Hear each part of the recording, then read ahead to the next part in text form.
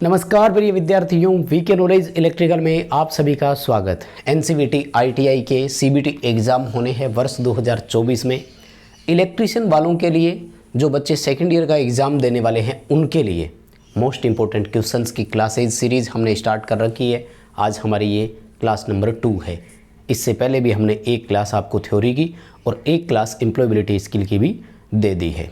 एक एक करके मिलती है क्लास आपको, यानी एम्प्लॉयबिलिटी स्किल और थ्योरी की एक एक हो चुकी है। थ्योरी की सेकंड है, इसके बाद आपको एम्प्लॉयबिलिटी स्किल की सेकंड क्लास भी मिलेगी। कंप्लीट सारी सीरीज जो एग्ज़ाम तक हम आपको प्रोवाइड करवाएंगे, बस उनको देख लीजिएगा। 100% आप अच्छे नंबरों से पास होंगे। ये जो क्वेश्चन हम बता रहे हैं, बिल्कुल इसी तरह के क्वेश्चंस पेपर में आते हैं। वर्ष 2021, 22, 23 लगातार पिछले 3 सालों से हम एग्ज़ाम फॉलो कर रहे हैं और वही तरीके के क्वेश्चंस आ रहे हैं जो आपको हम करवा रहे हैं। आईटीआई सेकेंड ईयर वाले बच्चों के लिए इलेक्ट्रीशियन थ्योरी के ये क्वेश्चन है। अगर आप इस क्लास से हमारे साथ जुड़े हैं तो इससे पहले 2 क्लास, एक थ्योरी की, एक एम्प्लॉयबिलिटी स्किल की, आपके लिए हो चुकी है। प्लेलिस्ट बनी हुई है आईटीआई एग्ज़ाम 2024 नाम से, तो उस प्लेलिस्ट में जाइए और उन दोनों क्लासेज को भी अटेंड कीजिएगा। जो पहली क्लास हमारी हुई थी उसमें हमने उत्पादन के सवाल पढ़े थे और कुछ क्वेश्चन उसमें रह गए थे, उनको करेंगे। उसके बाद में ट्रांसमिशन और वो हमारे शुरू हो जाएंगे। तो आगे बढ़ने से पहले निवेदन रहेगा कि चैनल से पहली बार जुड़े हैं तो सब्सक्राइब जरूर कीजिए, ताकि जैसे ही अगली क्लास आए तो आपको उसका नोटिफिकेशन मिल जाए। जब भी लाइव क्लास हो तो आप अपने सवाल भी पूछ सकें। इसके लिए चैनल सब्सक्राइब किया हुआ होना चाहिए, तो सब्सक्राइब कर लीजिए। ये वीडियो, ये क्लासेज अपने दोस्तों तक पहुंचाइए ताकि वो भी अच्छे नंबरों से पास हो सके। आइए शुरू करते हैं। आज के पहले सवाल की तरफ आगे बढ़ेंगे। पहला सवाल ये था हमारा वो लास्ट क्वेश्चन जहाँ पर हमने क्लास पिछली 1 को रोका था, यानी थ्योरी की क्लास 1 जहाँ हमारी ख़त्म हुई थी, ये क्वेश्चन हमने लास्ट किया था। तो अब आगे इसी से बढ़ेंगे। तो मेरा निवेदन है कि उस प्रीवियस क्लास को आप अटेंड ज़रूर करके आएँ, क्योंकि अगर आपने वो क्लास अटेंड नहीं की तो बहुत सारे क्वेश्चंस तो आपने स्किप कर दिए। क्योंकि अभी हम टॉपिक वाइज सीरीज़ आपको प्रोवाइड करवा रहे हैं, बाद में आपको मिक्स क्वेश्चंस भी देंगे। हाँ, अगर आप इनकी प्रैक्टिस करना चाहते हैं तो इस वीडियो के डिस्क्रिप्शन में लिंक दिया गया है, हमारा ऐप डाउनलोड कीजिए। ऐप में आपके लिए आईटीआई के फ्री टेस्ट भी अवेलेबल है और पेड टेस्ट सीरीज भी अवेलेबल है। उनको आप ज्वाइन करके अपनी तैयारी का परीक्षण कर सकते हैं। चलिए आज के पहले सवाल की तरफ बढ़ते हैं। प्रेशराइज्ड वाटर रिएक्टर PWR का फ़ायदा क्या है? पहले तो ये बता दूं, कंपटीशन एग्ज़ाम में तो कई बार ये सवाल पूछ लिया कि PWR किस में होता है। तो ध्यान रखना है, न्यूक्लियर पावर प्लांट का बॉयलर है ये, ठीक है ना। न्यूक्लियर पावर प्लांट में बॉयलर जो होता है वो PWR बॉयलर कहलाते हैं, ठीक है ना। हॉट वाटर रिएक्टर और प्रेशराइज्ड वाटर रिएक्टर, 2 तरह के बॉयलर वहाँ पर होते हैं। प्रेशराइज्ड वाटर रिएक्टर में नाम से ही पता लग रहा है, दबाव के साथ उसमें पानी भरा जाता है। तो इसकी सबसे बड़ी विशेषता होती है हाई डेंसिटी वाले होते हैं ये, वो भी किसकी? पावर की, यानी हाई पावर डेंसिटी इनमें मिलती है, उच्च शक्ति घनत्व इसमें रहता है। ये फ़ायदा है, इसलिए न्यूक्लियर पावर प्लांट में इसका इस्तेमाल किया जाता है। बहुत ही बढ़िया क्वेश्चन है, आ चुका है पिछली बार। मैं वो क्वेश्चन आपको बताऊंगा जो सबसे ज़्यादा बार रिपीट भी हुआ था लास्ट एग्ज़ाम में और उससे पहले जितने भी एग्ज़ाम्स हुए थे उनमें भी, ठीक है। क्लियरिटी का कोई है नहीं। अगले सवाल की तरफ बढ़ते हैं। देखो क्वेश्चन, पारंपरिक बिजली उत्पादन पर गैर परंपरागत बिजली का नुकसान क्या है? अब मैं थोड़ा आपको दोनों का नाम बता देता हूँ ताकि आप अंतर पढ़ सकें। परंपरागत बिजली वाले वो होते हैं जो हम लंबे समय से बनाते आ रहे हैं, जैसे थर्मल, न्यूक्लियर, ये हमारे परंपरागत में जाएंगे, ठीक है। और जो गैर परंपरागत होते हैं ये है हमारे लेटेस्ट वाले, जैसे सोलर हो गया, विंड पावर हो गया, टाइडल एनर्जी, ज्वारीय ऊर्जा जिसको हिंदी में बोलते हैं। तो इन सब की ना 2-3 विशेषताएं हैं या कमियां बोल दो। कमियों में क्या आती है? तो सबसे पहली कमी तो ये आती है कि ये ना स्थिर नहीं है। ये एक तरह से मौसमी होते हैं या मौसम पर आधारित ज़्यादा होते हैं। जैसे सोलर है, अब अगर मौसम ख़राब हो गया तो सोलर सिस्टम आपका काम नहीं करेगा, जबकि थर्मल को आप कभी भी काम में ले लो। तो हम ना लोड की आउटपुट के अकॉर्डिंग इन प्लांट्स को 2 भागों में बांटते हैं, जिनमें से एक को बोलते हैं पीक लोड और दूसरे को बोलते हैं बेस लोड। तो जनरली ये वाले जो होते हैं ना, ये पीक लोड के जैसे होते हैं। जैसे बरसात के समय में अगर बात करें तो आपको हाइडल बहुत अच्छी लाइट दे सकता है, लेकिन अगर मई जून के महीने के बात करेंगे तो वहाँ पर आपको कम मिल जाएगा। तो इनकी सबसे बड़ी तो होती है कि ये स्टेबल नहीं है, ठीक है। दूसरा, हम इनको कभी भी बेस लोड के रूप में इस्तेमाल नहीं कर सकते। बेस लोड का मतलब होता है कि जब ज़रूरत पड़ी तब काम में ले लो, जिस तरह से हम थर्मल में करते हैं। क्या होता है, जब ज़रूरत पड़ी तब चलवा लिया, जब ज़रूरत पड़ी तब बंद कर दिया। सर्दी गर्मी धूप बरसात दिन रात 24 घंटे ये आपका ऐसा होता है, लाइट दे सकता है। तो उन प्लांटों को बेस लोड प्लांट कहते हैं। ये जितने भी हमारे नॉन कन्वेंशनल वाले होते हैं, इनको हम कभी भी बेस लोड की श्रेणी में नहीं रखते। ये सारे के सारे पीक लोड में आते हैं, क्योंकि ये डिपेंड करते हैं सिचुएशन पर, इन्वायरमेंटल सिचुएशन पर, वातावरण की कंडीशन कैसी थी इस बात पर निर्भर करते हैं। जी सवाल अगले की तरफ बढ़ेंगे। एक तरह से क्वेश्चन रिपीट ही हो गया, लेकिन ये सवाल अच्छा है। वर्ष 2023 में तो लगभग हर दिन एक शिफ्ट में ज़रूर मिल जाता था। लगभग आपकी 3 शिफ्ट होती है पेपर की सीबीटी एग्ज़ाम की, तो किसी न किसी शिफ्ट में ये क्वेश्चन तो आ ही जाता था। क्या क्वेश्चन है, पवन शक्ति उत्पादन का प्रमुख नुकसान क्या है। जो विंड पावर होती है उसका मेन डिसएडवांटेज पूछा है, मेजर डिसएडवांटेज बता दो। सेम वही चीज़ जो अभी पिछले क्वेश्चन में रिपीट करके आए। आपका सवाल सही होना चाहिए जी। इस वीडियो को अभी तक आपने लाइक नहीं किया है, प्लीज़ इस पर लाइक वाला बटन दबाइए। बिना लाइक किए आपको क्लास नहीं देखनी। लाइक करेंगे तो आपको अगली क्लास और अच्छे से मिलेगी। हम भी उसी तरह से मोटिवेटेड होकर आएंगे कि देखो इतने बच्चे चाहते हैं कि ये क्लास कंटिन्यू हो। देखिए ज़रा, तो ये रहा डी ऑप्शन आपका। Wind power is not constant and study, स्थिर नहीं है, नियत नहीं है, अच्छी से हवा प्रॉपर चल रही है तो काम करेगा, बहुत तेज़ आंधी तूफान आ गया तो बंद, और हवा नहीं है तो बंद। यानी सेम वही आ गया कि हम इनको बेस लोड में शामिल नहीं कर सकते। ये तो अपने मौसम की स्थितियों पर निर्भर करते हुए हमें आउटपुट देते हैं। ठीक है श्रीमान, अच्छे है क्वेश्चन, ध्यान से करिएगा इनको। देखो नेक्स्ट सवाल क्या कर रहा है, ज्वारीय शक्ति उत्पादन में टरबाइन का काम क्या होता है। टाइडल में टरबाइन पूछ रहा है। देखो टरबाइन ही तो घूमने का काम करती है। जनरेटर को जो काइनेटिक एनर्जी, जो गतिज ऊर्जा चाहिए, वो कौन देगा, टरबाइन ही तो देता है। तो टरबाइन का काम होता है गतिज ऊर्जा देना। ठीक है, तो बी उत्तर कर देंगे। स्थितिज ऊर्जा को गतिज ऊर्जा में परिवर्तित करना। जो आपकी पोटेंशियल एनर्जी है ज्वार में, उसको काइनेटिक एनर्जी में कन्वर्ट करने का काम ये टरबाइन ही करती है। आपके एग्ज़ामों में सेम क्वेश्चन और सेम ऑप्शन मिलेंगे, हिंदी इंग्लिश दोनों भाषाओं में है। किसी बच्चे को कोई प्रॉब्लम नहीं होनी चाहिए, सबको अच्छे से समझ में आ रहा है। हाँ, हो सकता है एग्ज़ाम में ऑप्शन चेंज हो जाए, बी वाला डी में आ जाए, सी में आ जाए, बट कोशिश रहती है ऑप्शन भी चेंज नहीं होते हैं। तो क्वेश्चन तो सेम रहेंगे, इसलिए इनको बहुत अच्छे से कवर अप कर लीजिए और पढ़ लीजिए, चीज़ें आपको अच्छे से समझ में आ जाएगी। आईटीआई में तो आपको सेम टू सेम क्वेश्चंस मिलेंगे, बस आप बने रहिए और एक एक क्वेश्चन को समझिए इजीली। सवाल देखो नेक्स्ट। पानी से बहने वाली स्थितिज ऊर्जा को बिजली उत्पन्न करने के लिए गतिज ऊर्जा के रूप में कैसे परिवर्तित किया जाता है। सेम वही चीज़ आ गई एक तरह से जो प्रीवियस क्वेश्चन में था। वहाँ पर तो ये पूछ लिया कि वाटर टरबाइन का काम क्या है, और यहाँ कह रहा है कि उस पोटेंशियल एनर्जी को काइनेटिक एनर्जी में कन्वर्ट करता कौन है, तो भाई टरबाइन ही करता है। सेम ही क्वेश्चन था, दो अलग अलग भाषा बन गई। अब ढूंढो आप अपना ऑप्शन, क्या करोगे। ये रहा, बाय यूजिंग वाटर टरबाइन, है ना। जल टरबाइन का इस्तेमाल करते हुए, जल टरबाइन कई तरह की होती है, जैसे Kaplan, Pelton wheel, propeller, Francis, 4 तरह की टरबाइन होती है, राइट। पिछली क्लास में हमारे पेल्टन व्हील का क्वेश्चन आया था, किसका था, हाई हेड के लिए कौन से काम में लेते हैं, और पेल्टन व्हील ऑप्शन में नहीं था, इम्पल्स टरबाइन हमने किया था, याद है ना सबको। आ जाओ अगले सवाल पर। सवाल क्या पूछ रहा है, देखो सोलर सेल के। अच्छा, इसके दोनों क्वेश्चन आते हैं। ये सवाल पूछ रहा है कि यदि प्रकाश की तीव्रता कम है तो सोलर सेल पर क्या प्रभाव होगा, और मैंने ये भी देखा था पेपरों में कि ये भी पूछा कि जब प्रकाश की तीव्रता बढ़ती है तो सोलर सेल की आउटपुट पर क्या फ़र्क पड़ता है। तो दोनों क्वेश्चन आएंगे, और सिंपल, सोलर सेल की आउटपुट लाइट इंटेंसिटी पर डिपेंड करती है, और वो भी यूँ समझ लो कि उसके समानुपाती होती है। यानी अगर प्रकाश की इंटेंसिटी घटेगी तो आउटपुट घटेगा, और अगर इंटेंसिटी बढ़ेगी तो आउटपुट भी बढ़ेगा। कोई समस्या नहीं है श्रीमान, आगे बढ़ो जी। चलो, ये थे आपके उत्पादन वाले भाई, इतने ही थे। अब आपको कुछ मैं ट्रांसमिशन के क्वेश्चंस की तरफ लेकर चलता हूँ।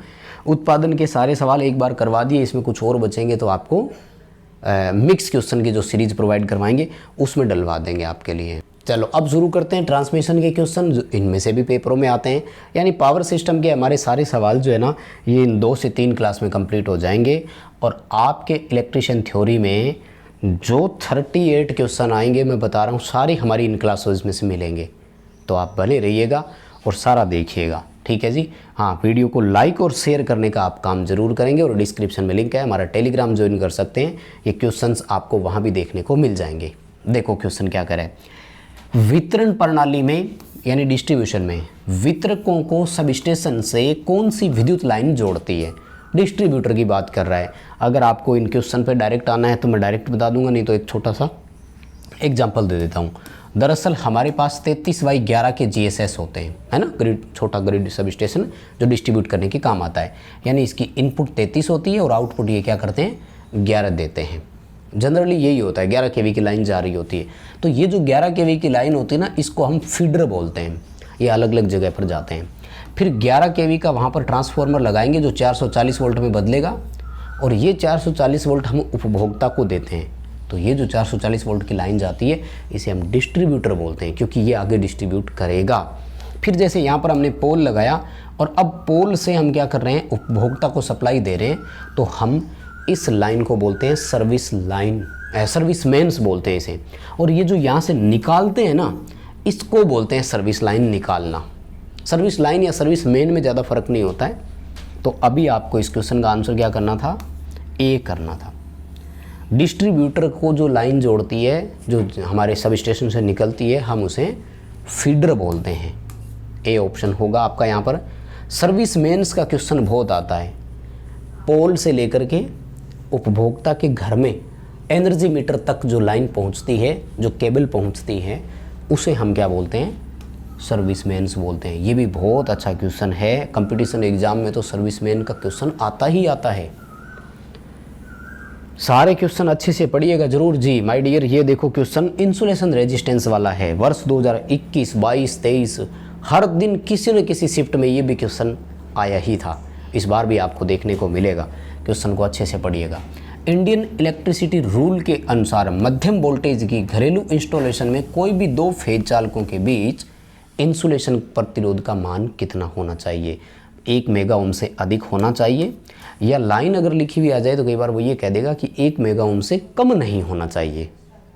तो 1 मेगा ओम से अधिक होना चाहिए, कितना भी 1 मेगा ओम से अधिक हो, यानी 2 मेगा ओम हो, 4 मेगा ओम हो, सब चलेंगे, बस 1 मेगा ओम से कम नहीं होना चाहिए।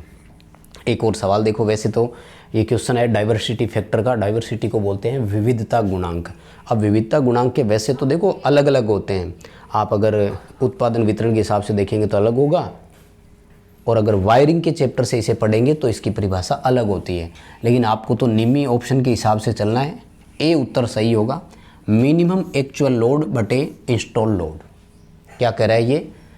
मिनिमम एक्चुअल लोड का मतलब है न्यूनतम वास्तविक भार। शुद्ध हिंदी लिखूं क्या? पेपर में दोनों ही आएगी, कोई बात नहीं, आपको मिलेगा हिंदी लिखा हुआ। न्यूनतम वास्तविक भार बटे इंस्टॉल लोड का मतलब है स्थापित भार, यानी उसकी कैपेसिटी कितनी थी। अब इसकी जगह इंस्टॉल्ड कैपेसिटी लिख देगा वो, ठीक है, कि उस पर कम से कम लोड फिलहाल कितना वास्तव में चल रहा था और उसकी वास्तव में कैपेसिटी कितनी थी, वो उसकी डाइवर्सिटी कहलाती है। कहते हैं ना कि डाइवर्सिफाई है, ये तो विविध रूप है, ठीक है। देखो अगला क्वेश्चन क्या पूछ रहा है आपसे। क्वेश्चन कह रहा है कि घरेलू उपभोक्ताओं के लिए अपनाई गई एसी वितरण लाइन में वोल्टेज का रेशियो कितना रहता है। देखो अभी समझा कर आया था। सबसे पहले तो सुनिएगा आपसे सवाल, कंपटीशन वालों के हिसाब से बता रहा हूँ। सवाल पूछा जाता है आवासीय क्षेत्र का जो डिस्ट्रीब्यूटर होता है वो कैसा होना चाहिए। सवाल पूछा जाता है रेजिडेंशियल एरिया में डिस्ट्रीब्यूटर कैसा होता है। तो ध्यान रखना 3 फेज 4 वायर होता है, ठीक है ना। इसमें सप्लाई हमारे पास आती कितनी है, 415 बोल दो या 440 बोल दो, वो एक ही बात है। और बाद में हम इसे क्या कर लेते हैं, 220 वोल्ट या 240 वोल्ट के आसपास हम क्या करते हैं, उपभोक्ता को दे देते हैं। तो हमारा जो डिस्ट्रीब्यूटर होता है वो 415 वोल्ट को 240 वोल्ट में करने वाला होता है। पूरा अगर आप कहें तो मैं एक बार फिर बताऊं, 11 kV की लाइन आई थी GSS से निकलकर, 33 kV की थी, फिर 11 kV निकल कर आई, 11 ने इसको 440 वोल्ट कर दिया। अब ये 3 फेज और 1 न्यूट्रल जा रहे होते हैं। अब हम फेज पर कंज्यूमर्स बांटते हैं। एक न्यूट्रल और एक फेज़ इस गली मोहल्ले को दे दिया जहाँ लगभग 20, 30, 50 कंज्यूमर है। एक फेज़ और एक न्यूट्रल इस गली मोहल्ले को दे दिया जहाँ लगभग 40-50 कंज्यूमर्स है। अब ये हमेशा अलग अलग लोड रखते हैं, इसलिए डिस्ट्रीब्यूशन का लोड हमेशा क्या माना गया है, अनबैलेंस माना गया है। क्वेश्चन का आंसर ए होगा। खैर 415 वोल्ट को 240 वोल्ट में करता है, वो डिस्ट्रीब्यूटर होता है। अच्छा क्वेश्चन है, कंपटीशन एग्ज़ाम में भी ये आया हुआ है और आपके ITI एग्ज़ामों में तो ये बहुत रिपीट हुआ है। मोस्टली क्वेश्चन आपके देखो हम 2021 से फॉलो कर रहे हैं, तो 2021, 22, 23 और लगभग आपके एग्ज़ाम जब होते हैं तो 15 दिन एग्ज़ाम होते हैं, मतलब 15 शिफ्ट हो जाती है, 5 दिन एग्ज़ाम चलते हैं 3-3 शिफ्ट में। तो फिर आप सोचिए कि 50 पेपरों का अनुभव हम आपके सामने लेकर आए। एक आपकी जो है ना, इसमें इंसुलेटरों के 3 डायग्राम दिए हुए हैं, तो तीनों डायग्राम आते हैं। सवाल पूछते हैं कि ये इंसुलेटर कौन सा है, तो इंसुलेटर के 3 हैं। एक सेकल इंसुलेटर है, एक सस्पेंशन इंसुलेटर है और एक सिंगल सेड पिन इंसुलेटर है। तो इन तीनों के डायग्राम को याद रखो और तीनों आते हैं। जैसे ये वाला है तो ये सेकल इंसुलेटर था, मैंने ऑप्शन दिखाया नहीं आपको, मैं ये चाह रहा था कि किस किस बच्चे को उत्तर इसका पहले से पता है। ठीक है, तो डी उत्तर आएगा, सेकल इंसुलेटर, ये आपके इसमें ऑप्शन में रहने वाला है। ठीक है, सेकल इंसुलेटर को अच्छे से याद कर लेना। जैसे एक और ये रहा, तो ये आपका सस्पेंशन इंसुलेटर है। सस्पेंस का मतलब होता है लटकना। देखो आपका जो क्रॉस आर्म है वो तो यहाँ है, ये डिस्क लगी हुई है और केबल यहाँ लटकती है। ये हमारा तार है, जो हमारा ACSR तार होता है ना, aluminium conductor steel reinforced wire, ये ACSR वायर तो यहाँ है और क्रॉस आर्म यहाँ है, इसलिए इतनी दूर ये चालक लटक रहा होता है, इसलिए हम इसे क्या बोलते हैं, सस्पेंशन टाइप इंसुलेटर। इसमें भी आपका क्या उत्तर आएगा, डी ऑप्शन आएगा। और इसको भी अच्छे से याद रखना, पहले वाले में आया था डी ऑप्शन सेकल इंसुलेटर, इसमें आपका आया था। और एक और आता है, मैं चाहता हूँ कि आपको मैं पहले वही दिखा दूँ, ये रहा। इन तीनों को आप अच्छे से पढ़ लो, समझ लो, देख लो, ये गलत नहीं होने चाहिए। ये तीनों डायग्राम के रूप में कहीं ना कहीं किसी न किसी शिफ्ट में ज़रूर आएगा, तो आपकी शिफ्ट में तीनों में से कोई ना कोई एक ज़रूर ही आ जाएगा। तो ये वाला जो है ना, ये पिन इंसुलेटर की पहचान है। और पिन इंसुलेटर में भी ये सिंगल शेड वाला है। पिन इंसुलेटर 3 तरह के होते हैं, सिंगल शेड, डबल शेड और ट्रिपल शेड। ठीक है, तो ये सिंगल शेड वाला पिन इंसुलेटर है। ये जो चीनी मिट्टी का पोर्शन बना होता है ना, ये शेड कहलाता है। यहाँ पर इसमें ये वायर डालने का हिस्सा है और वायर डालने के बाद हम यहाँ पर इसको बांधते हैं बाइंडिंग वायर के रूप में, हम GI तार इस्तेमाल कर सकते हैं। ठीक है श्रीमान, समझ में आया? एक क्वेश्चन स्किप किया था क्या अपन ने? हाँ, बस तो फिर आ जाओ, बात समझ में आ गई ना। इस क्वेश्चन का तो आप खुद ही कर दो। लाइट एंड फैन सब सर्किट में लोड पूछ रहा है, वायरिंग वाले है। वैसे तो फर्स्ट ईयर के हिसाब से चैप्टर हो गया ये। उत्तर सही जाना चाहिए सबका, कंपटीशन वालों खास तौर से आपका। और इसके साथ साथ कंज्यूमिंग पॉइंट का भी उत्तर कर देना। ठीक है जी, बीच बीच में आपको क्लासेज के हिसाब से पॉइंट बताते रहेंगे। देखो अपन क्या चाह रहे हैं, अभी क्वेश्चन इस फॉर्मेट में क्लास इसलिए दे रहे हैं कि कम समय में ज़्यादा क्वेश्चंस आपको करवा सके, नहीं तो टॉपिक पूरा नहीं होगा। जिस तरह से लाइव आपने देखा ही होगा, अब अगर हम 30-35 मिनट की क्लास देते हैं तो लगभग 30 क्वेश्चन हो जाते हैं, और लाइव क्लास में 35 मिनट में 15 से 20 क्वेश्चन ही होते हैं। आपको जब रिवाइज करवाएंगे, मतलब मिक्स क्वेश्चन सीरीज़ में, तब आपको लाइव क्लासेज भी मिलेगी। तो इसका उत्तर आपका 800 वाट आएगा। लाइट एंड फैन सब सर्किट है, लाइट एंड फैन सब सर्किट में 800 वाट होता है और 10 कंज्यूमिंग पॉइंट होते हैं। पावर सब सर्किट का लोड अगर आपसे पूछे तो 3 किलोवाट होता है और उसमें 2 कंज्यूमिंग पॉइंट होते हैं। याद रह जाएगा ना सबको? ये बहुत ही अच्छे क्वेश्चंस हैं और ये वाले क्वेश्चन देखने को मिल जाते हैं पेपरों में। तो ये इंसुलेटर वाला तो हो ही गया था, करवा दिया था मैंने आपको। ठीक है, देखो फिर, हाँ ये ठीक है सवाल। Corona, skin effect, proximity effect, इनमें से क्वेश्चन ज़रूर पेपर में आएगा, अच्छे से पढ़ लेना। क्या कह रहा है, क्या कारण है जो AC की तुलना में DC के ट्रांसमिशन पर कंडक्टर का क्रॉस सेक्शन एरिया पूरी तरह से उपयोग हो जाता है? थोड़ी सी परिभाषा या चर्चा करें, क्या कहना चाह रहे हैं वो? हमें ये कहता है कि AC में आपको 25 mm स्क्वायर का एक चालक लेने की बजाय 5-5 mm स्क्वायर के 5 लेने चाहिए। कितने लेने चाहिए? 5, क्योंकि AC धारा में एक गुण पाया जाता है कि वो चालक के मध्य भाग की बजाय ऊपरी सतह पर अधिकतम चलती है। कंपटीशन वालों से सवाल पूछा जाता है, AC कंडक्टर में चालकों का धारा घनत्व अधिकतम कहाँ होता है?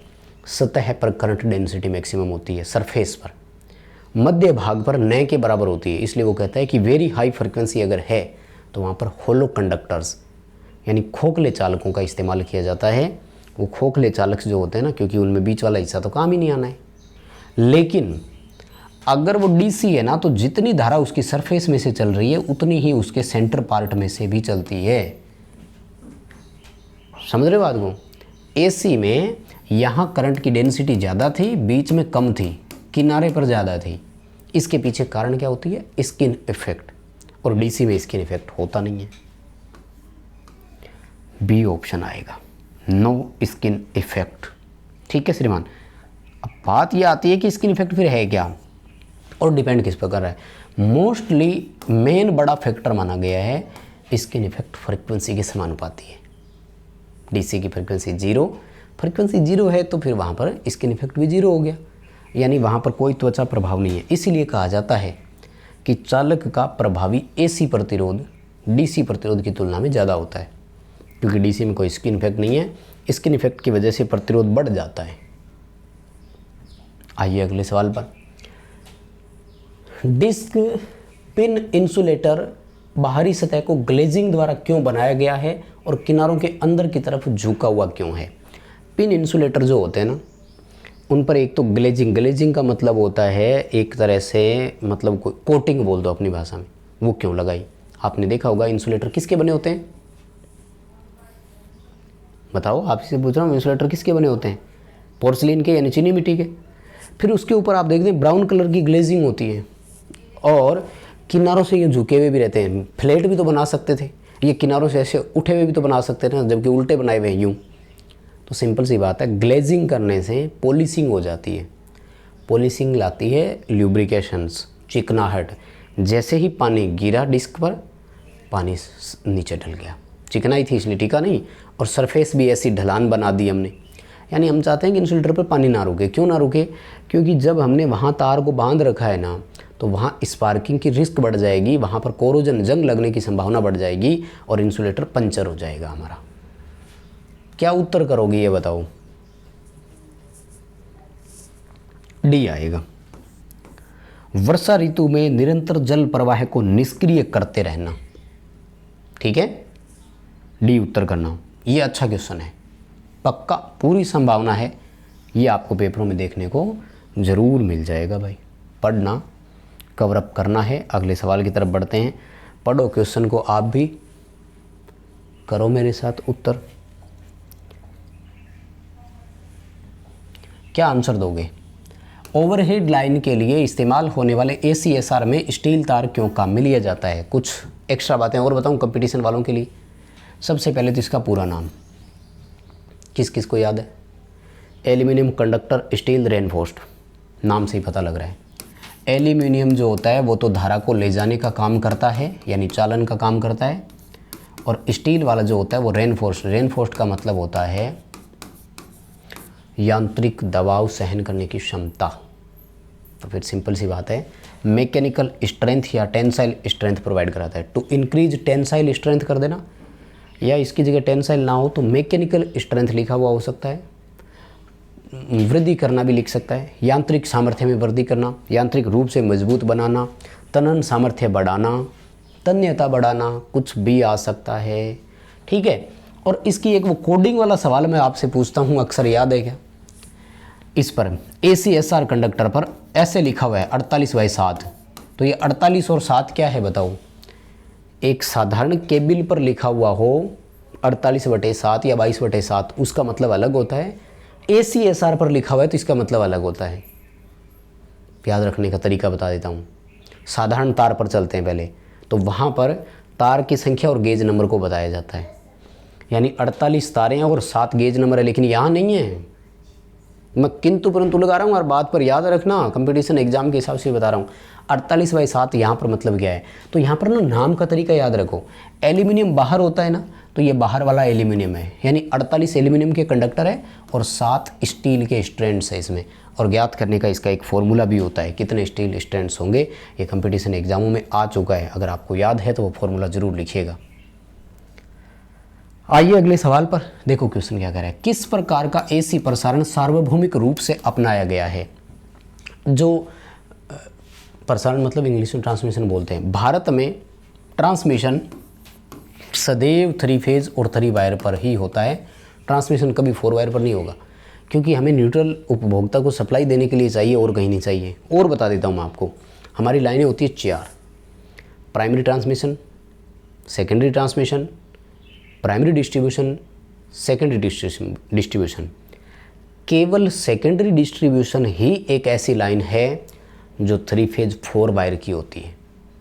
बाकी ये तीनों लाइनें 3 फेज 3 वायर होती है। 3 phase 3 wire, primary distribution, secondary transmission, primary transmission, इन तीनों में उपभोक्ता का कोई संबंध नहीं है। ये भी पेपरों में आ चुका है। इनमें से किस लाइन में कंज्यूमर जुड़ा होता है? तो अब क्या करोगे, डी उत्तर करोगे ना, 3 फेज 3 वायर।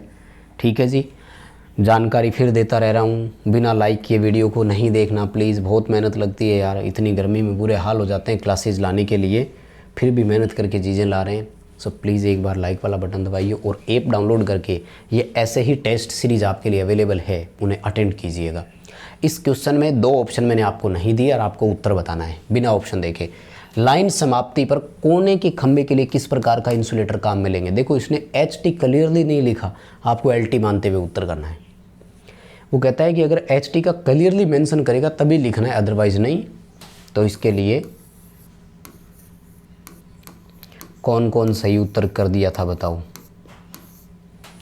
किसकी? हाँ शाबाश, जिन जिनका सेकल इंसुलेटर आया था उन सब का सही उत्तर है। जिन जिनका सेकल इंसुलेटर आया था उन सब का सही उत्तर है। देखो आगे और सवाल क्या पूछ रहे हैं आपसे। क्वेश्चन ध्यान से पढ़िएगा माय डियर, बहुत ही बढ़िया क्वेश्चन है। पूछ रहा है कि बाइंडिंग वायर गैप को बहुत पास रखने और पिन इंसुलेटर में बहुत टाइट बांधने का कारण क्या है? बाइंडिंग वायर होती है इंसुलेटर की। अब मैं कुछ बता दूं, पिन इंसुलेटर में आपने देखा शेड थी और उस शेड में ऐसे ग्रूव खांचा था।